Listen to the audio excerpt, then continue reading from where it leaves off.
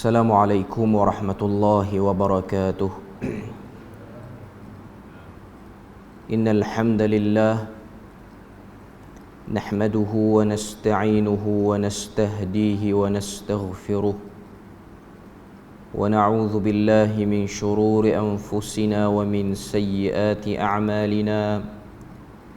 May yahdihillahu fala mudilla lahu wa man yudlilhu fala hadiya lahu.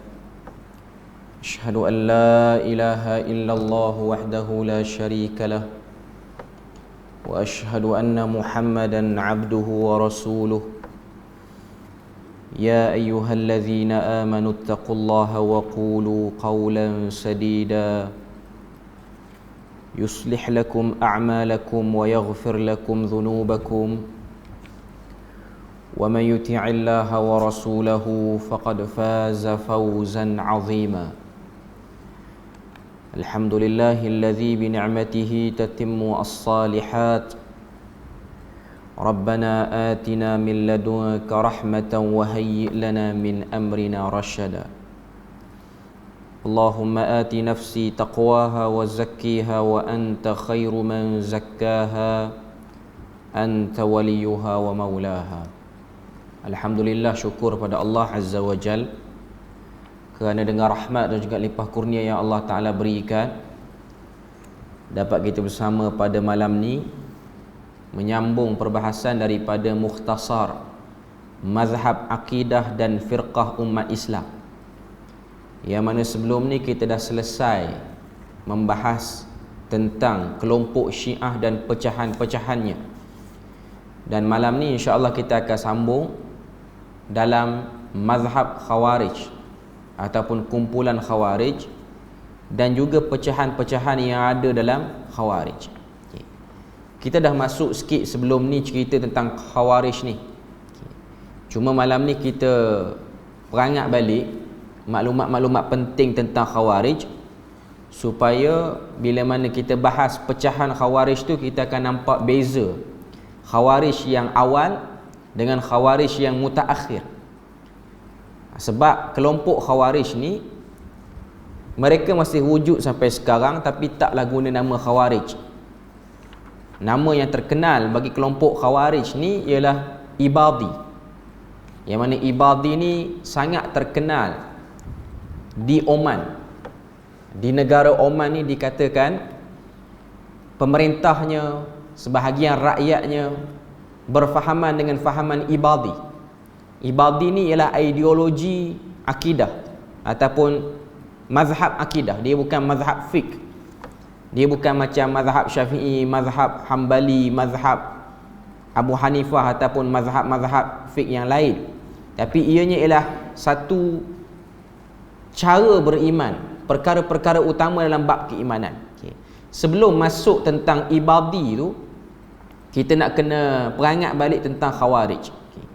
Dalam risalah yang ditulis oleh penulis Hafizahullah Ta'ala, dia cerita sikit ringkas Khawarij tu apa dia dan bagaimana berpecah, dan kelompok-kelompok utama Khawarij termasuklah yang zahir pada zaman sekarang. Jadi saya nak baca sikit beberapa tulisan yang diletakkan dalam bahagian Khawarij ni. Kita tengok apa yang ditulis. Dia kata, setelah syahidnya Sayyidina Uthman bin Affan radhiyallahu anhu, khalifah yang ketiga selepas wafatnya Rasulullah sallallahu alaihi wasallam, para sahabat radhiyallahu anhum dan sebahagian besar umat Islam telah membai'ah Ali bin Abi Talib radhiyallahu anhu menjadi khalifah yang keempat. Tetapi gugurnya Uthman radhiyallahu anhu telah menyalakan api fitnah di kalangan umat Islam yang membawa kepada berlakunya peperangan sama sendiri. Selepas daripada wafatnya Uthman bin Affan, yang mana dalam kalangan Khulafa Ar-Rashidin ni bermula dengan Khalifatul Rasul Abu Bakar As-Siddiq, Uthman ni yang ketiga, Abu Bakar, kemudian Amirul Mukminin Umar Al-Khattab, kemudian Amirul Mukminin Uthman bin Affan. Dalam hadis yang dinukilkan oleh Al-Imam Al-Bukhari, Ada satu orang sahabat, nama dia Hudzaifah ibnul Yaman.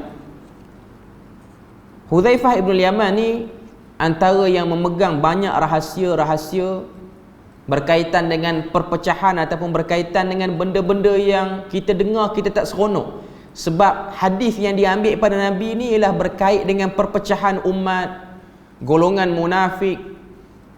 Itu kecenderungan Hudzaifah.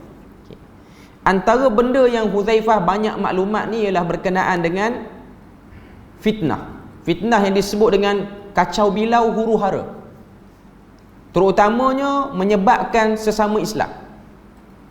Jadi dalam Sahih Bukhari ini dia ada satu bab yang diletakkan oleh Al-Imamul Bukhari dalam Kitabul Fitan, kitab berkaitan huru hara wal malahim dan juga kacau bilau, iaitu kitab ataupun bab yang bertajuk Babul Fitani Kamaujun.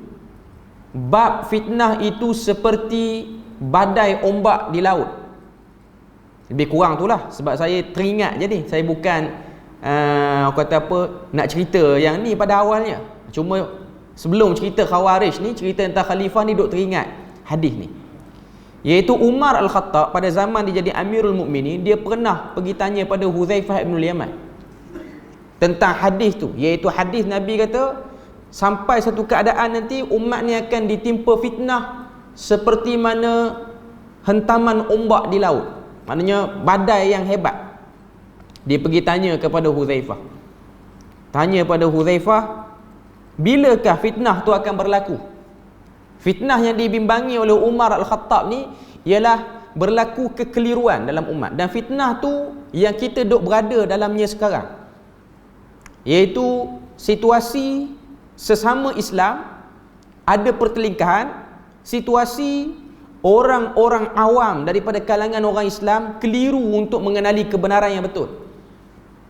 Pergi tanya Hudzaifah, fitnah tu berlaku bila? Hudzaifah kata, ringkas cerita daripada hadis tu, Hudzaifah kata kepada Amirul Mukminin Umar Al-Khattab, dia kata, jangan bimbang, sebab hidupnya kamu itu ialah benteng daripada fitnah tu tak berlaku.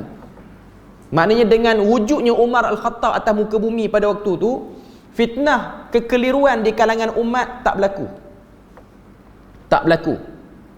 Itu yang maklumat yang diberikan oleh Hudzaifah ibnul Yaman.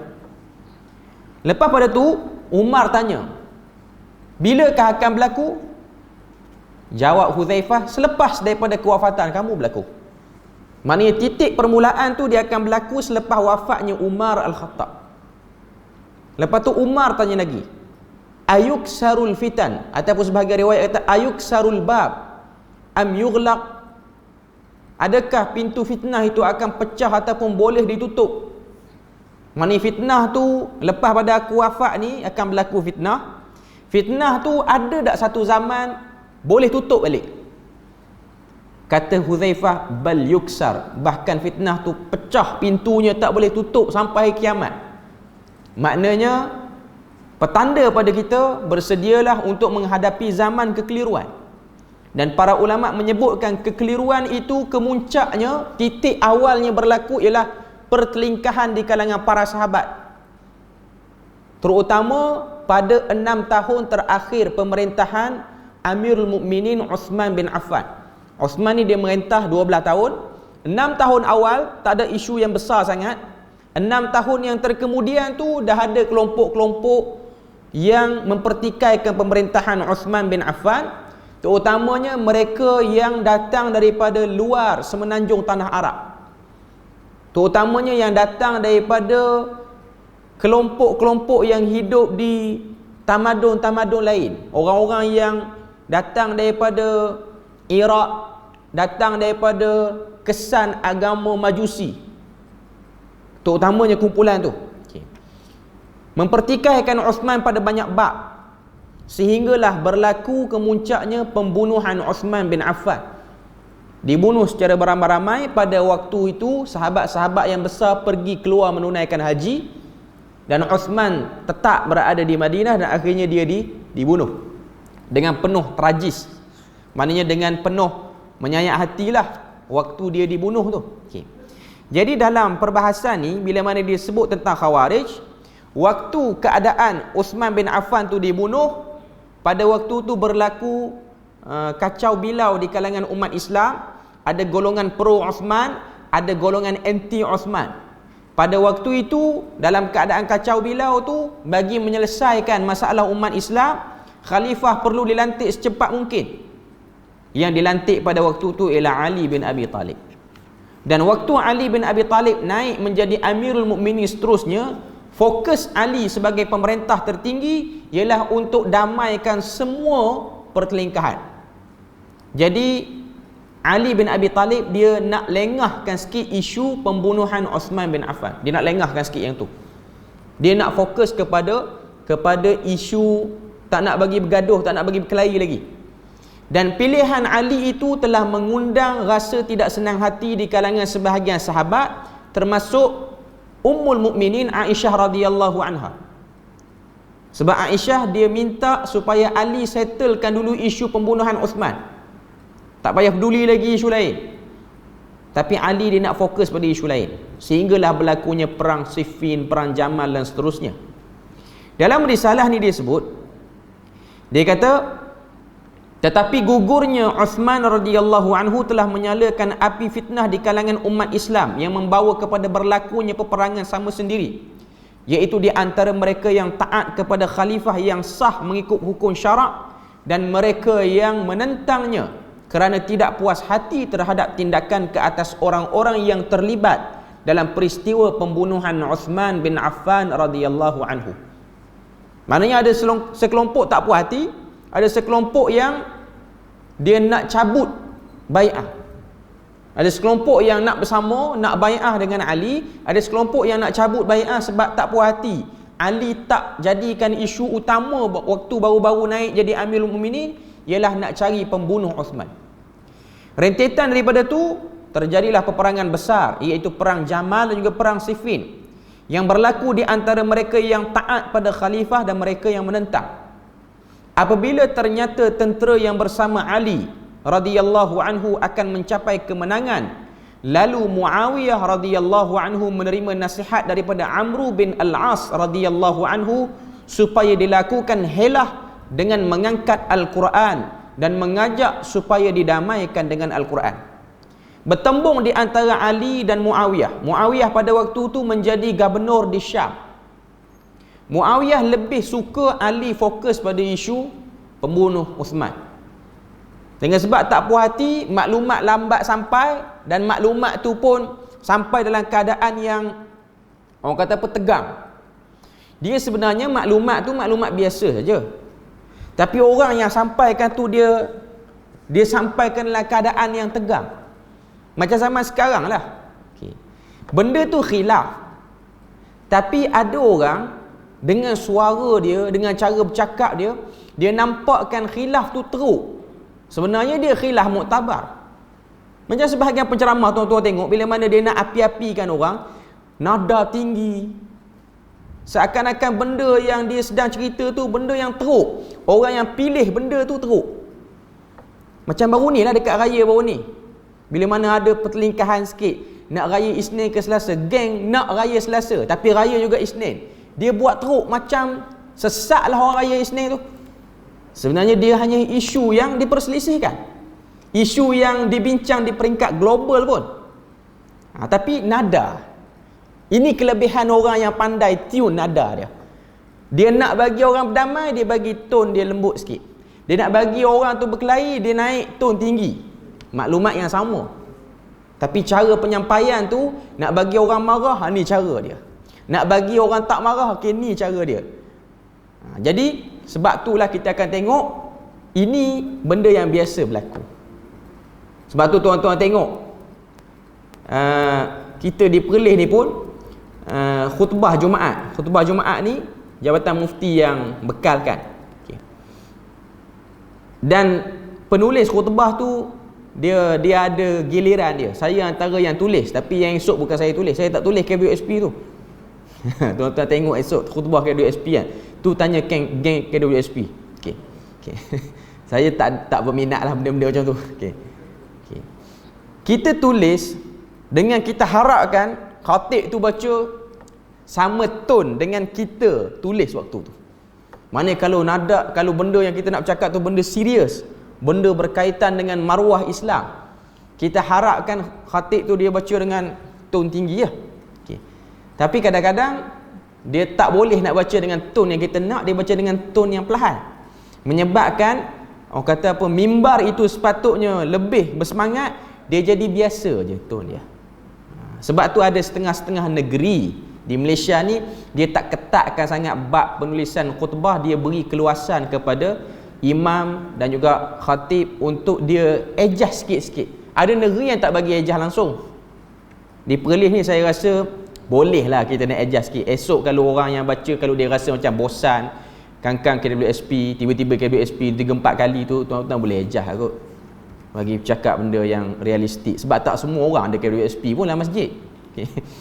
Cuma nak katanya, saya dapat KWSP, marah KWSP, cuma saya nak katanya kena realistik lah sikit. Okay. Dia kadang-kadang di pejabat mufti ni, bila mana ada hari-hari yang besar, contoh hari polis, hari anti dadah apa semua ni, jadi pihak dia orang akan hantar khutbah. Khutbah tu kadang-kadang dia sampai lewat, jadi kita tak sempat nak edit semua.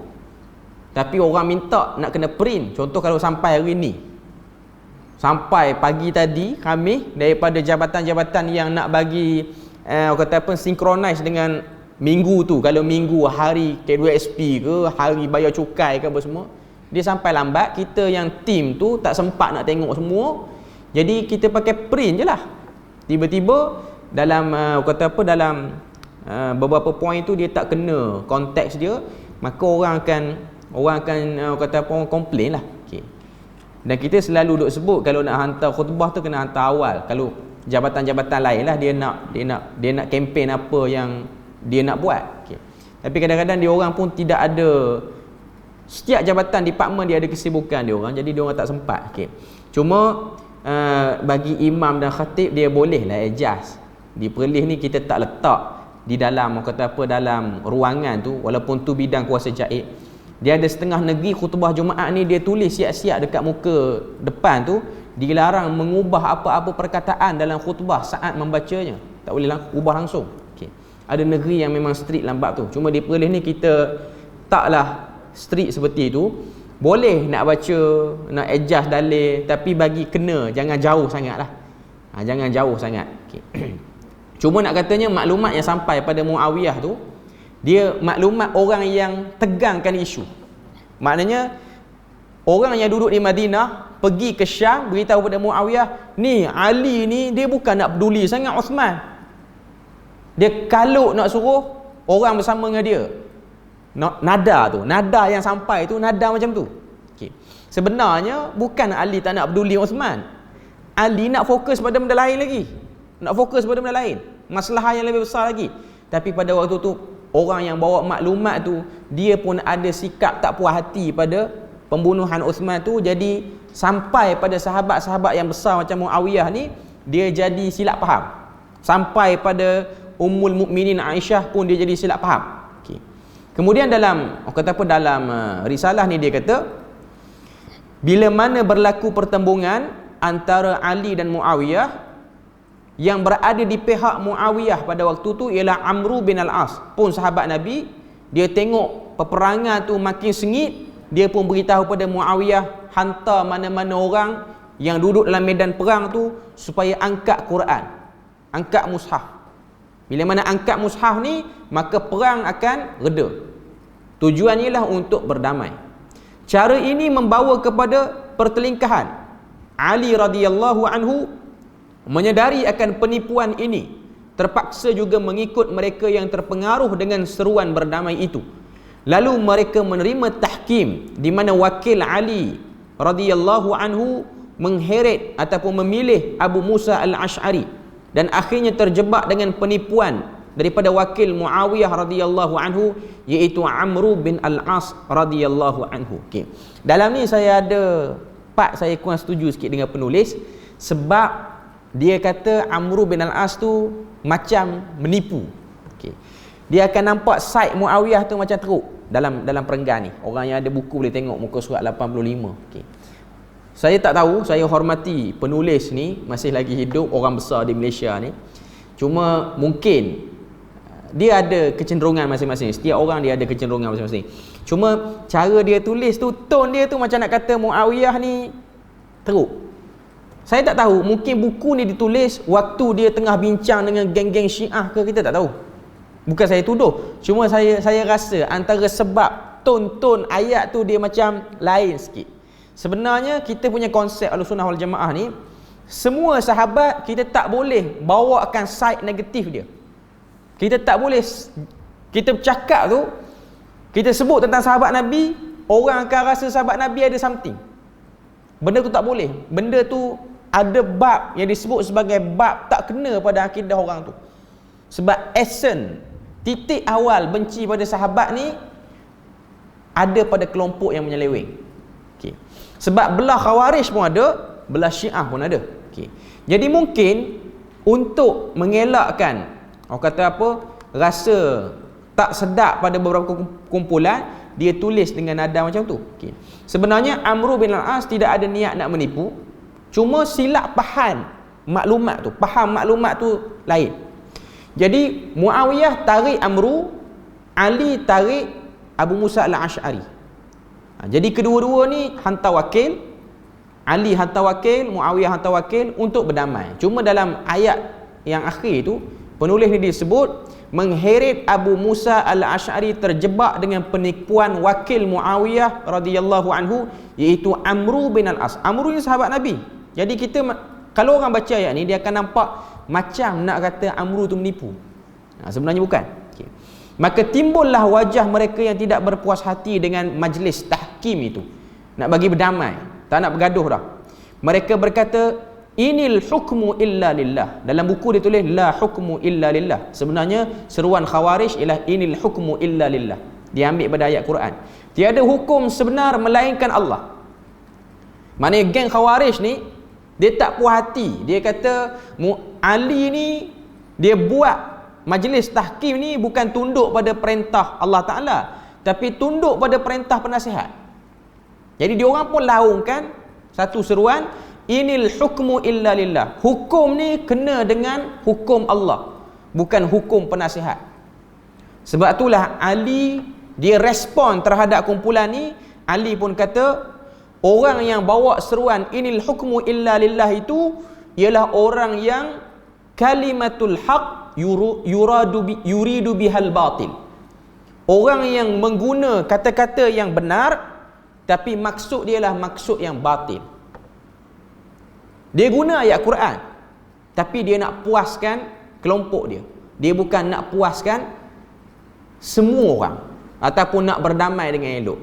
Tuan-tuan kena tahu, Khawarij ni, dia orang majoritinya ialah orang-orang Badui, orang pendalaman. Bila mana orang Badui ni, dia ada tabiat keras, dia ada tabiat gersang. Bila buat apa-apa urusan dengan golongan Badui ni, dia kira nak menang alik dia dulu, baru nak fikir yang lain. Okay. Jadi mereka ni masuk Islam, mereka tak setuju. Mereka ni memang pro kepada Osman. Sebab mungkin Osman memberikan banyak kata apa, bersama dengan golongan-golongan yang kata apa, yang Badui ni. Maknanya Osman banyak beri projek ke apa benda, banyak membangunkan kumpulan tu. Jadi diorang ni ada sikap terhutang budi. Sebab itu antara isu yang dibangkitkan oleh kelompok kata apa, kelompok yang membenci pada Osman ni lah. Mereka kata Osman ni lebihkan kelompok tertentu, kurang pada kelompok ni. Sebab Osman dia ada sudut pandang dia nak bangkitkan, orang kata apa, nak tingkatkan intelektual golongan-golongan yang duduk di pendalaman ni. Jadi mereka ni tak puas hati dengan keputusan Ali, dan akhirnya mereka telah guna satu slogan daripada ayat Quran tu untuk tekan Ali supaya jangan ikut majlis tahkim tu, jangan terpedaya dengan Muawiyah tu. Sebab Muawiyah tu dia hantar wakil dia ialah ada niat lain. Sebenarnya nak bagi reda dulu. Kita kena tahu Amr bin al-As ni, dia bukan calang-calang sahabat. Saya rasa ralat sikit bila mana penulis buku ni dia tulis macam tu. Dia kata terjebak dengan penipuan wakil Muawiyah radhiyallahu anhu, iaitu Amr bin al-As. Sebab Amr bin al-As ni, kita kena tahu dia satu orang sahabat Nabi yang memang deal dengan bangsa-bangsa asing cukup lama, zaman belum masuk Islam lagi. Dan dia tahu corak gaya politik bukan hanya dalam masyarakat Arab, termasuk masyarakat luar Arab. Sebab itulah ada hadis yang cerita tentang dalam Sahih Muslim. Hadis tu Nabi kata tak akan berlaku kiamat sehingga orang Rom paling ramai di muka bumi ni. Orang Rom tu merujuk kepada Banu Asfar. Banu Asfar ni ialah orang yang rambut warna kuning, Mak Saleh lah istilah sekarang. Hadis tu banyak tafsiran. Sahabat bernama Mustawrad Al-Qurashi, dia dengar hadis tu pada Nabi, dia sampaikan pada Amru. Amru pun kata pada Mustawrad Al-Qurashi, hadis ni ada dalam Sahih Muslim, kalau Nabi kata tak akan berlaku kiamat sehingga Rom menjadi orang yang paling ramai, sebab orang Rom ni ada beberapa kelebihan. Dalam hadis tu ada 5 kelebihan ataupun 4, saya tak ingat, sebab kita sebut sepintas lalu macam ni tiba-tiba je. Okey. Cuma antara yang disenarai pendek oleh Amru, dia kata bangsa Rom ni mereka sangat menentang kezaliman pemerintah mereka. Dan mereka yang kedua, bila mana kena apa musibah, dia cepat bangkit, dia cepat sedar, dia cepat ambil pengajaran. Dan mereka sangat menjaga kebajikan orang susah, termasuk binatang pun. Itu yang ada pada bangsa Rom ni. Eropah hari ni lah, merujuk kepada Eropah hari ni. Sebab tu kalau kita tengok negara-negara Eropah ni, dalam bab urusan politik negara, mereka meminimalkan parti politik sedikit yang mungkin yang diorang boleh. Dia beza dengan setengah-setengah negara, termasuk kita lah di Malaysia ni, berapa puluh parti politik pun tak tahu. Pecahan daripada tu, pecahan pada ni. Ni bukan nak bercakap politik, cuma nak katanya mereka sedar banyaknya kumpulan menyusahkan orang nak pilih dan memberatkan orang yang menang, kalau dia menang pilihan raya tu, untuk dia laksanakan apa yang dia telah manifestokan. Ni bukan cerita negara kita, cerita umum. Okay. Cuma nak katanya ialah bangsa Europe dia tahu banyak sangat kumpulan ni susah nak handle. Okay. Itu yang Amru bin Al-As sebut. Jadi kalau nak kata Amru ni akalan dia tu akalan menipu, macam tak kena. Sebab dia bukan orang yang sembarangan. Kalau kita sekarang ni kita kata pegawai PTD lah yang duduk kedutaan, yang deal dengan pemimpin-pemimpin luar negara, itu jawatan Amru. Pada usia belasan lagi dia duduk buat kerja tu. Okay. Sehinggalah dia masuk Islam, Nabi beri pada dia satu tanggungjawab yang besar, memimpin memimpin tentera. Dan pada zaman Uthman, pada zaman Umar, dia jadi gubernur di Mesir, dia buka Mesir. Jadi banyak jasa Amru bin Al-As. Kalau kita nak kata dia menipu tu macam susah sikit lah. Dia macam boleh beri sudut pandang yang berbeza. Okay. Cuma saya nak ceritanya, Khawarij ni dia orang sangat-sangat tebal dalam membenci Ali. Sebab isu tak puas hati Ali tak fokus pada Uthman. Daripada itulah keluarnya Khawarij. Khawarij ni mari pada perkataan kharaja, keluar. Tak nak bai'ah dengan Ali. Dan akhirnya mereka berpindah daripada Madinah pada waktu tu, dan bila mana Ali tukar pemerintahan pergi ke Kufah, dia orang berpindah ke satu tempat nama dia Harura. Sebab tu kalau kita tengok antara nama lain bagi kelompok Khawarij ni digelar dengan nama Haruriyah, merujuk pada tempat yang dia orang duduk, Harura di Iraq. Okay. Jadi golongan Khawarij ni mereka sangat tebal permusuhan kepada Ali bin Abi Talib. Beberapa kepercayaan dia yang berlainan dengan Ahlus Sunnah wal Jamaah. Ini saya sebut ringkas. Okay. Yang pertama, dalam isu khalifah mereka kata Abu Bakar dan Umar radhiyallahu anhuma sahaja yang sah jadi khalifah. Uthman telah berubah pada akhir pemerintahan. Maknanya 6 tahun ke bawah tu, 6 tahun terakhir tu lain macam. Yang lepas-lepas pada tu semua dipertikaikan. Maknanya Ali dan lepas pada tu.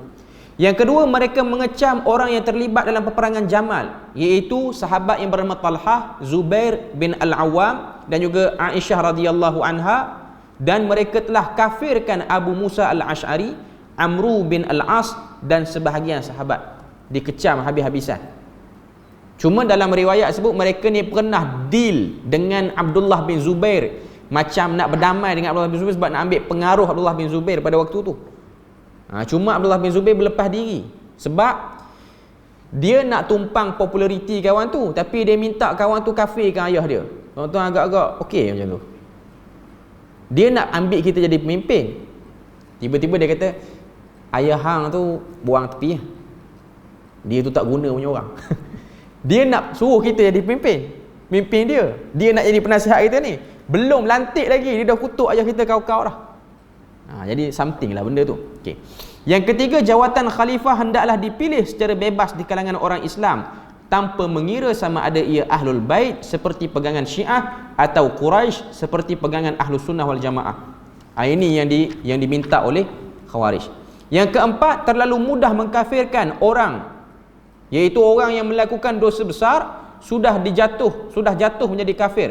Bukan sahaja melakukan dosa besar, bahkan ada kalangan mereka termasuk kecil pun dihukum kafir.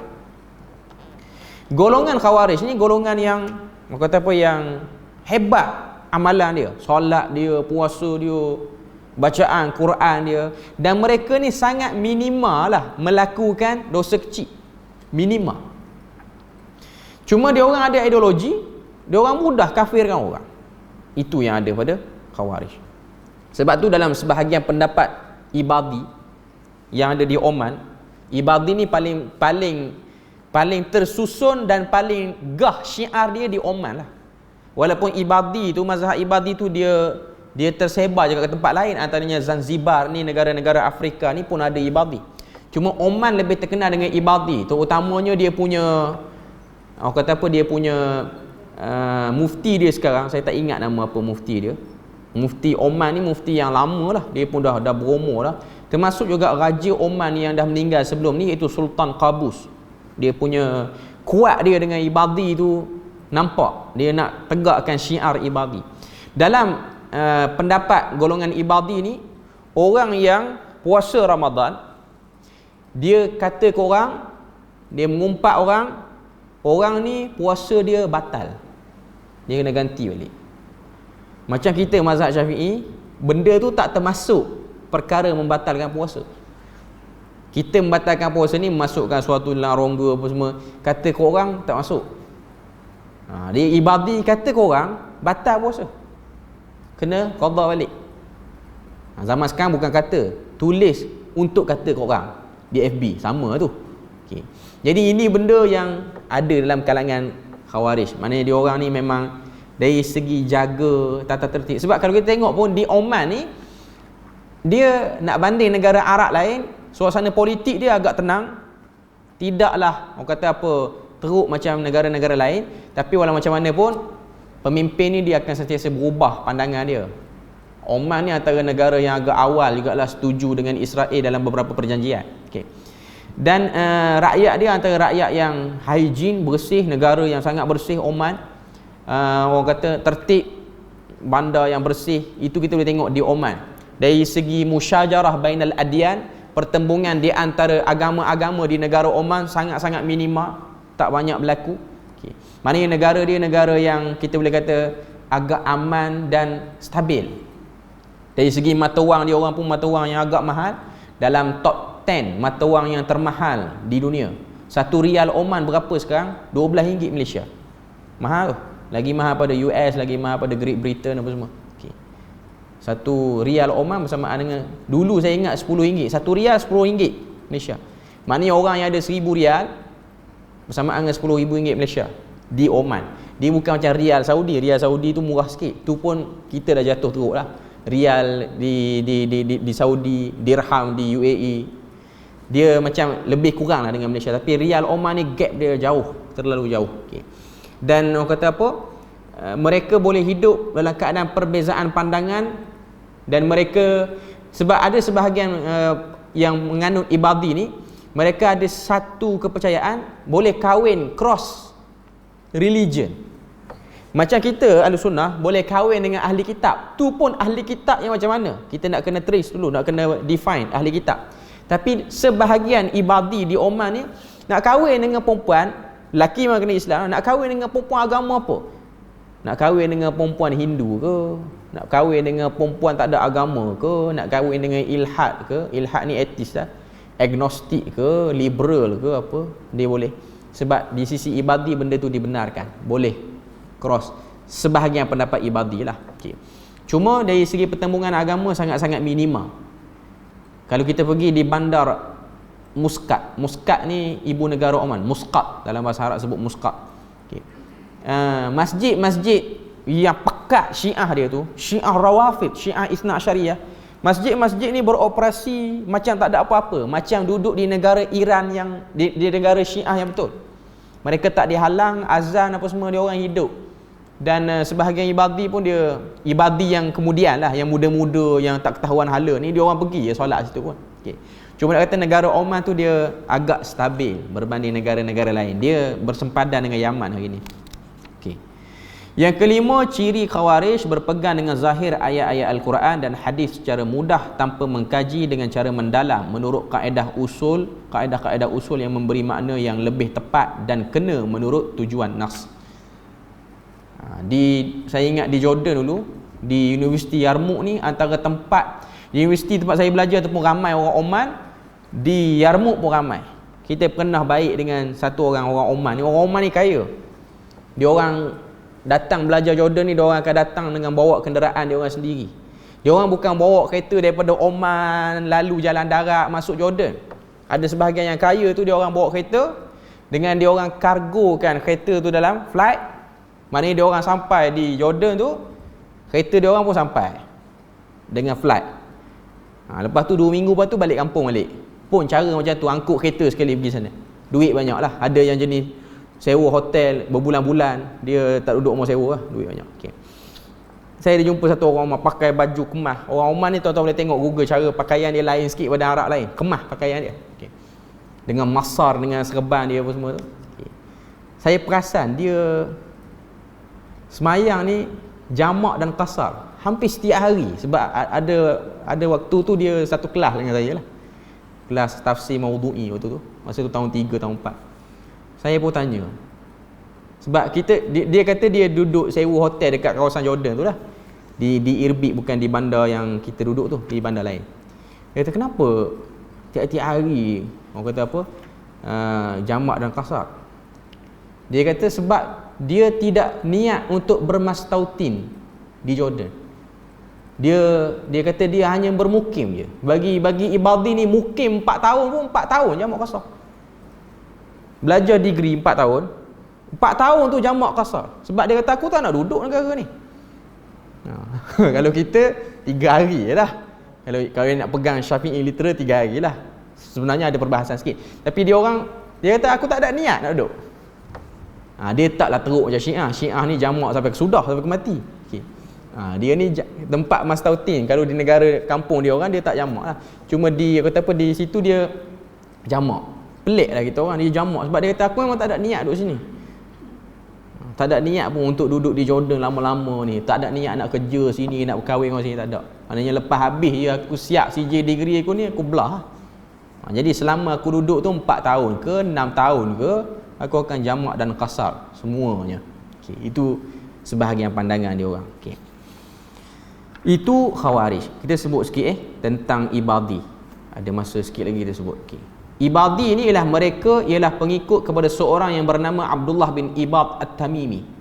Abdullah bin Ibad At-Tamimi ni, dia ni dikatakan dia punya nasab keturunan tu sampai kepada Bani Tamim. Mazhab ini adalah paling ramai pengikut di kalangan Khawarij dan mempunyai pengikut sehingga sekarang, terutamanya di negeri-negeri di Oman, di Zanzibar dan beberapa daerah di utara Afrika. Zanzibar ni kalau tuan-tuan tengok orang Islam di Zanzibar ni, cara pakaian dia orang memang sama macam orang Oman, tapi dia orang kulit gelap lagi lah. Dia orang tu Afrika.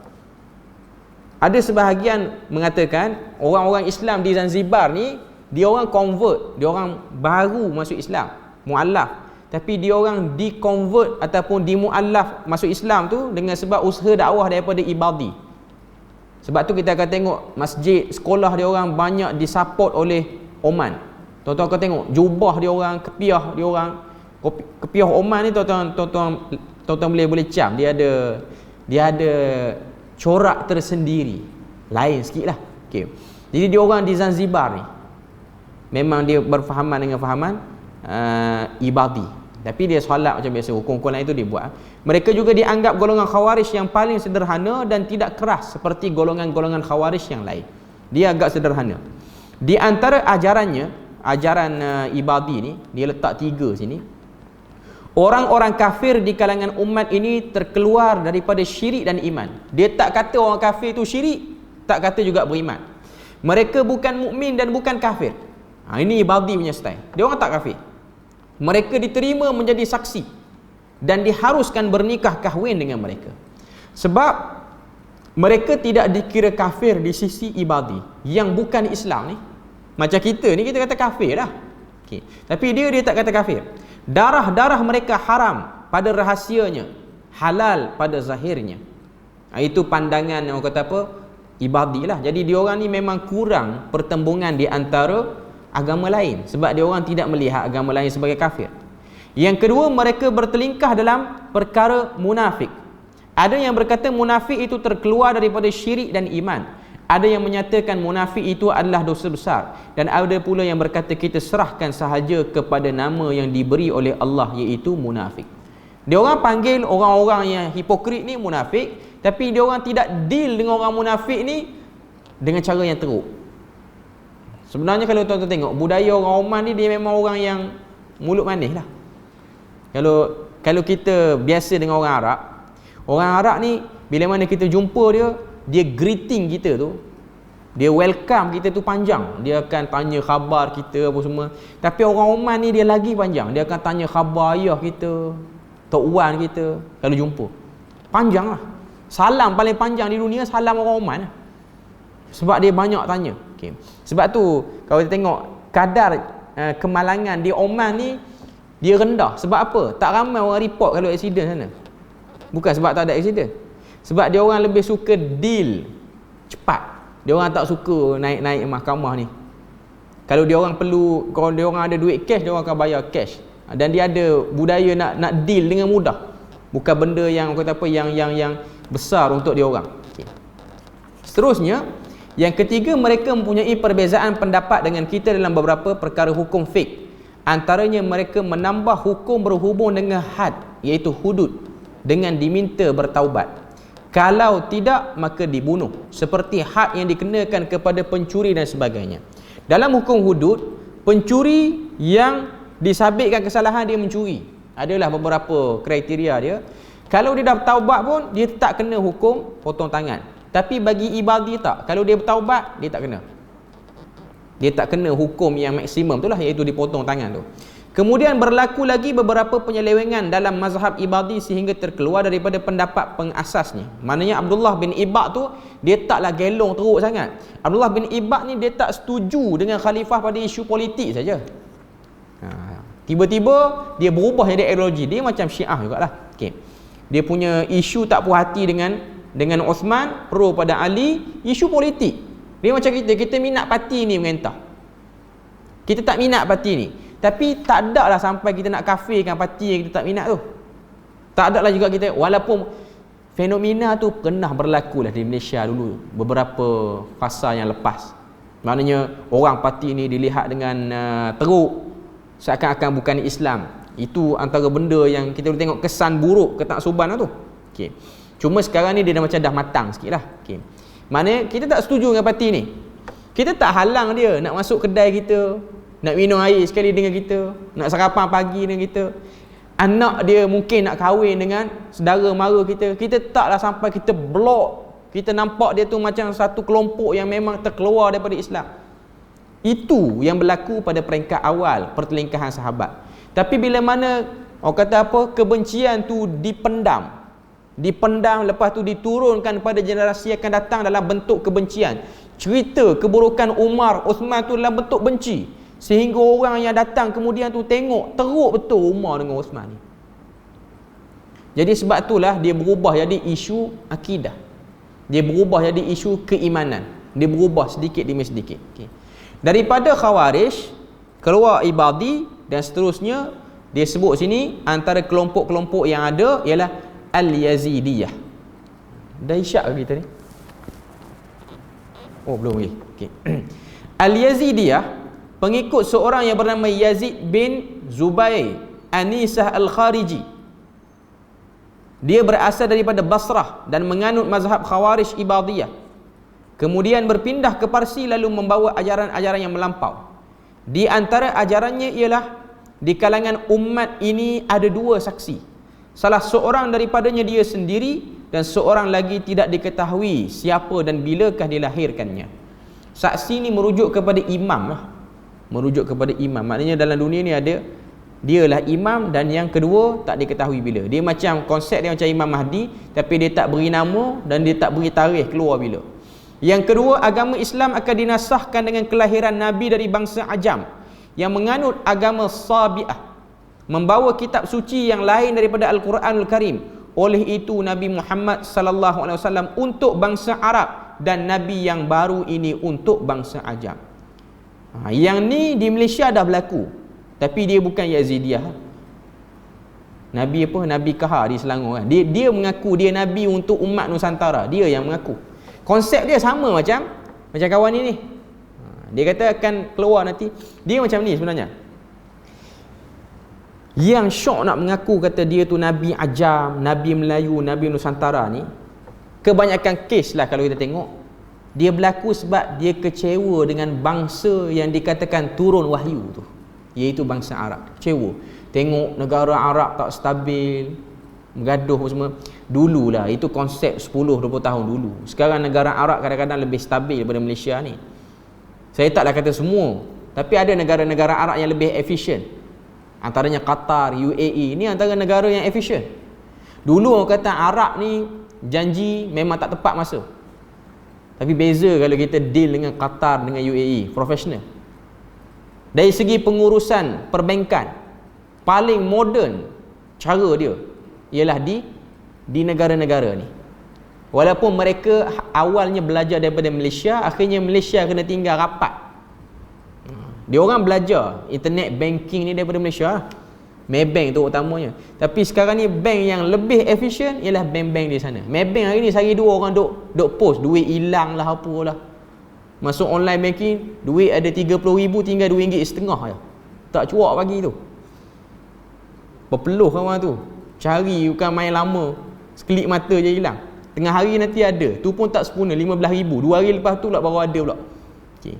Sebab apa? Sebab sistem je sebenarnya. Cuma nak katanya benda tu di negara-negara Arab dulu tak berlaku. Sekarang masih ada negara Arab yang terkebelakang. Cuma saya nak katanya ialah tak seperti, kita tak boleh bagi samakan semua sekali lah. Okay. Jadi upset dengan bangsa Arab, tiba-tiba syok nak jadi Nabi di bangsa sendiri. Itu saja. Sebab rasa tak puas hati, dia rasa macam betul ke orang Arab macam ni. Okay. Sebenarnya kita kena tahu realiti zaman Nabi dengan realiti zaman sekarang. Orang Arab zaman Nabi dengan orang Arab zaman sekarang. Orang Melayu zaman Hang Tuah dengan orang Melayu zaman sekarang pun beza. Beza. Dari segi jati diri, dari segi kekuatan, dari segi tahan lasak, semua beza. Okay. Cuma nak katanya itu ialah benda yang kita kena tahu dan kita kena sedar. Kita beri lalu azan dulu. Okey, kita sambung sikit lagi. Al-Yazidiyah ni, iaitu salah satu pecahan daripada Khawarij. Yang ketiga, ciri mereka ialah orang-orang yang dikenakan hukuman had ataupun hukuman hudud menjadi kafir musyrikin. Yang kena hukum hudud semuanya jadi kafir, dan tiap-tiap dosa besar dan kecil itu adalah syirik. Semua dipukul rata semua. Al-Imam Al-Baghdadi rahimahullah berterus terang menyatakan bahawa golongan ini adalah pelampau Khawarij yang jatuh menjadi kafir. Jadi nak katanya Al-Yazidiyah ni ialah pelampau. Tidak ada mungkin mundarisah dah hilang, dikatakan masih lagi ada saki-baki di Parsi, tapi dia orang kata apa, generasi yang dah bertambah ni dia macam dah semakin kurang pegangan pada benda-benda macam ni. Cuma nak katanya Khawarij yang masih lagi ada dan kuat dan ada pengaruh ialah di Oman. Tu pun pecahan daripada Ibadi yang paling sederhana. Okay. Jadi setakat tu sajalah kot kita punya perbahasan perbincangan pada malam ni. Moga Allah Ta'ala beri rahmat dan berkat. Subhanakallahumma wa bihamdik asyhadu an la ilaha illa anta wa astaghfiruka wa atubu ilaik. Wassalamualaikum warahmatullahi wabarakatuh.